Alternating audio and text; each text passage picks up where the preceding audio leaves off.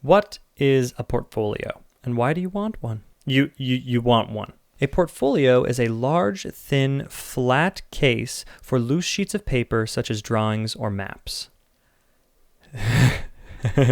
That's one definition. That's not what I'm talking about. A portfolio in this sense is essentially your library of work. It's the collection of everything that you've done in the past that shows off your skill set. And it is extremely important. If you're going to be hired to be a doctor, you need a medical degree in order to prove that you've spent significant time learning everything that there is to know, so that everyone that you're involved with is confident that you're not going to misprescribe and kill someone. But in video and entertainment, no lives are on the line. Not only that, but there's like 20 million ways to do the same thing, all equally valid. So you don't really need a degree to prove that you've learned the scientific foundation of the field, because beyond the technology, which you don't even need to necessarily understand that deeply, there's not a lot. You can do whatever you want. You can do it however you want.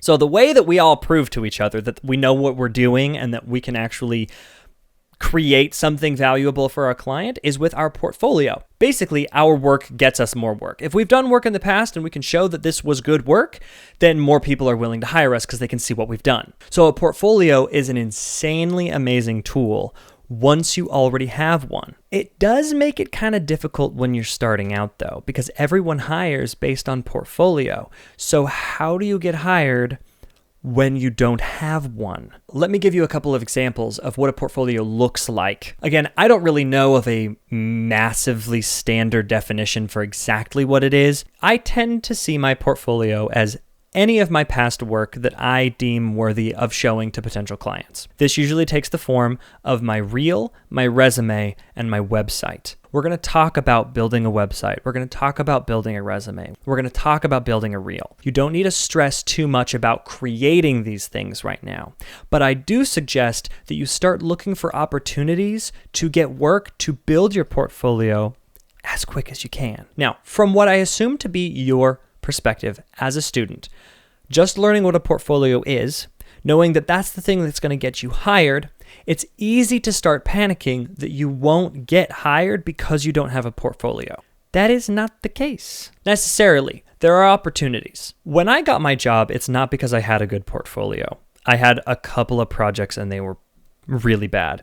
I got hired because I was able to have one or two conversations with my potential employers and prove to them that I was going to work and I was going to learn.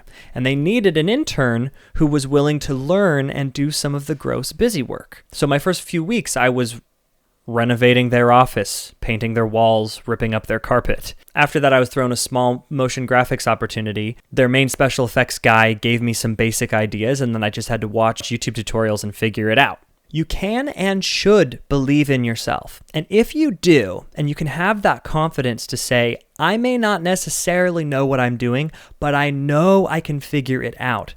That moxie alone will go a long way in helping potential employers and potential collaborators trust you enough to give it a shot.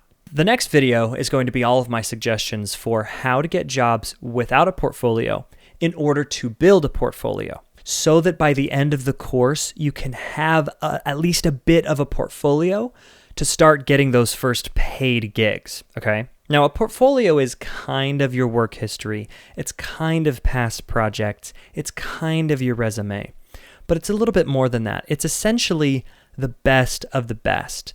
It's a little bit arbitrary, but ultimately it's your own favorite work. You're pulling the best of the best. It's a curated list of everything that you're proud of that reflects your best work. What's interesting too is that your portfolio can look different for different people. On my website, I purposefully have a film and entertainment page and a commercial page, and they both include entirely different projects. So when I'm looking to get hired on to do some marketing, I send them the commercial page. And when I'm vying for another independent film gig, I'm sending them the film and entertainment portfolio. It's still all my work, it's still all in my work history, but the portfolio that I'm sending to them is specific and designed and curated for the person I'm trying to convince to hire me. So basically, you're looking for as many opportunities as you can get in as many fields, different genres and areas as possible. Not only will that help you sell yourself, but also it's just good in terms of building experience, figuring out what you're good at, figuring out